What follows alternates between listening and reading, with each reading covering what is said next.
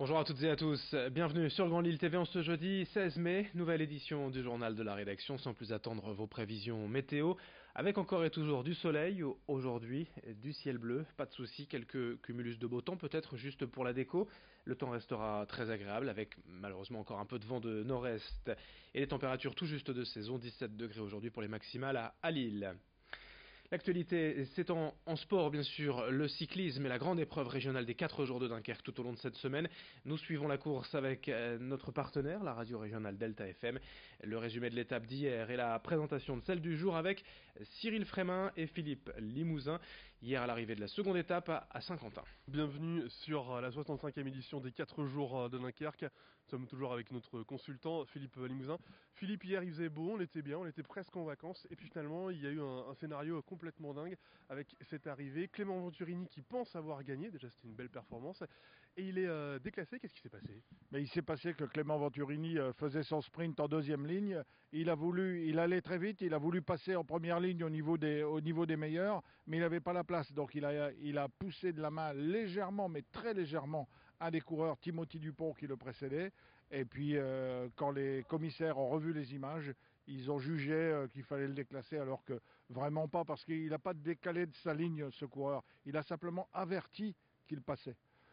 Ça méritait pas ça. C'est très léger, hein. Déjà sur la première étape, Brian Cocard avait pris une pénalité assez dure. Clément Venturini qui avait gagné il y a 2 ans les 4 jours, et il va chercher maintenant à se venger peut-être sur les prochaines étapes. Je pense qu'il aura l'esprit revanchard, parce que bon, déjà Clément Venturini connaît bien l'épreuve, il l'a remporté en 2017. Il affichait à travers cette victoire aujourd'hui, puisqu'il a quand même franchi la ligne le premier, il affichait vraiment ses ambitions à travers cette victoire. Et moi je me disais, lui, ça y est, s'il s'est positionné là aujourd'hui, samedi à Cassel, il passera, quoi, comme il était passé il y a 2 ans. Et donc, je pense qu'il sera revanchard. Malheureusement, il a 50 secondes dans la vue avec ses pénalités. Donc, c'est là où ça devient plus compliqué. On rappelle que finalement c'est Dylan Groenewegen qui a donc remporté sur tapis vert cette deuxième étape. Aujourd'hui, entre Laon et Compiègne, on imagine encore un sprint, on imagine du coup peut-être une 3e victoire pour Dylan Groenewegen. Ça va pas être facile, on l'a vu sur l'étape d'hier, ça va pas être si évident que ça pour le sprinter. Oui, c'est vrai, ça dépend comment se profile l'arrivée, si c'est une grande avenue, une belle ligne droite, si c'est tortueux, etc. Mais c'est vrai que bon, il faut reconnaître que Dylan Groenewegen, c'est le grandissime favori au cas d'arrivée au sprint. Et les pronostiqueurs vont le jouer aussi pour l'étape de demain. Voilà, en tout cas, il peut se passer encore beaucoup de choses sur ces 4 jours de Dunkerque. Et on se retrouve Cyril et Philippe tout au long de la semaine pour suivre la course des 4 jours de Dunkerque ensemble. Autre information en images, dans la métropole lilloise, hier et aujourd'hui encore se tient au stade Pierre-Mauroy le salon Jeunes d'Avenir. Un rendez-vous pour les jeunes de 16 à 30 ans pour parler de formation, d'orientation et de recrutement. Le salon se présente comme un parcours à suivre dans les couloirs du stade, avec d'abord les stands de conseil, de coaching, puis les écoles et centres de formation et enfin les entreprises qui recrutent. Parmi ces stands, Look Evolution propose des conseils en colorimétrie pour trouver la bonne couleur à porter en fonction du message que l'on souhaite faire passer. Quelques conseils quant à l'attitude également en entretien au micro de Vincent Vieillard. Le constat que je fais le plus souvent, c'est que la plupart des personnes sont exigeantes envers eux-mêmes. C'est-à-dire que déjà, elles voient l'employeur comme un peu un ennemi. Et j'explique que l'employeur maintenant il est là en fait pour justement t'aider, et que souvent en fait elles ne donnent pas forcément l'image qu'elles ont d'elles-mêmes. Elles jouent un jeu, et je dis que la sincérité est importante et qu'il faut quand même montrer que l'on respecte. Alors en termes de code vestimentaire, il y en a beaucoup, ça dépend en fait de dans quel emploi on a envie de se diriger, mais ce qui est pour moi en fait important, c'est que déjà une fois qu'on a fait l'effort de se soigner, une fois qu'on a fait l'effort de se préparer, je pense que l'employeur déjà il se dit super, elle me respecte. Voilà, nous c'est ce qu'on dit déjà, parce qu'on a des personnes qui sont au salon, qui arrivent, excusez-moi en fait un peu le cliché, jogging, basket, et forcément en fait ils ne pensent pas que l'employeur peut être présent aujourd'hui. Ils sont je vais faire un salon, et voilà. Moi, attention aux travaux cette nuit et cette semaine sur l'A25 à Lille entre la porte des Postes et Port Fluvial. Un chantier de réfection de la chaussée, en conséquence des restrictions de circulation sont attendues dans les 2 sens. Des voies et des bretelles d'accès sont fermées, des déviations mises en place et la vitesse est limitée, vous le voyez.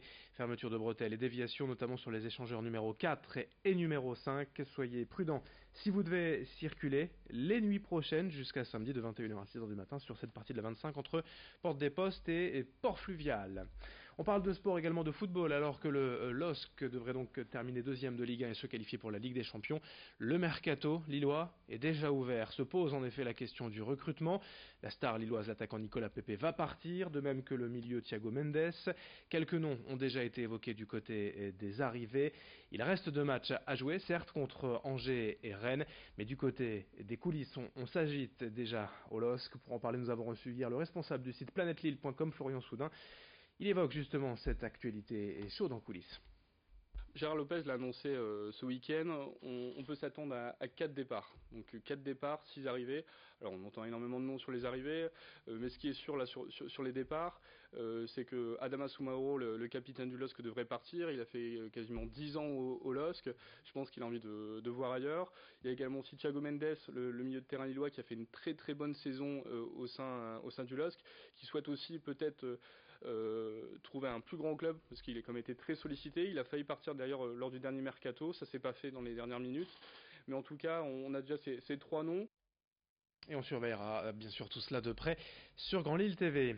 On termine avec une image hier à Merville dans les Flandres. L'entreprise Lys Service, station de lavage pour poids lourds, a inauguré une nouvelle installation moderne de 1200 m² de panneaux solaires thermiques pour chauffer l'eau qu'elle utilise dans sa station de lavage.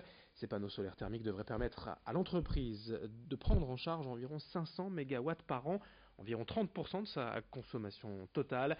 Pour faire des économies, et bien sûr, l'installation a coûté 800 000 € à l'entreprise, dont 500 000 € pris en charge par l'ADEME. Explication avec Denis Godefroy, gérant de Lys Service au micro de Marine Kijek.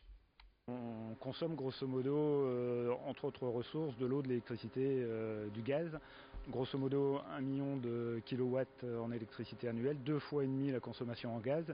Et on a toujours essayé de rechercher le moyen d'optimiser et de réduire un peu notre impact sur le milieu. Et on a eu une démarche de recherche sur les énergies photovoltaïques. Et tout d'un coup, on a découvert le solaire thermique qui avait pour nous un meilleur rendement et quelques atouts majeurs, ce qui fait qu'on a basculé sur cette solution. On escompte au moins 20% de diminution de notre consommation de gaz annuelle. Fin de ce journal, à suivre bien évidemment vos prévisions météo et l'info trafic sur Grand Lille TV. L'info continue ensemble. Très bonne journée à toutes et à tous.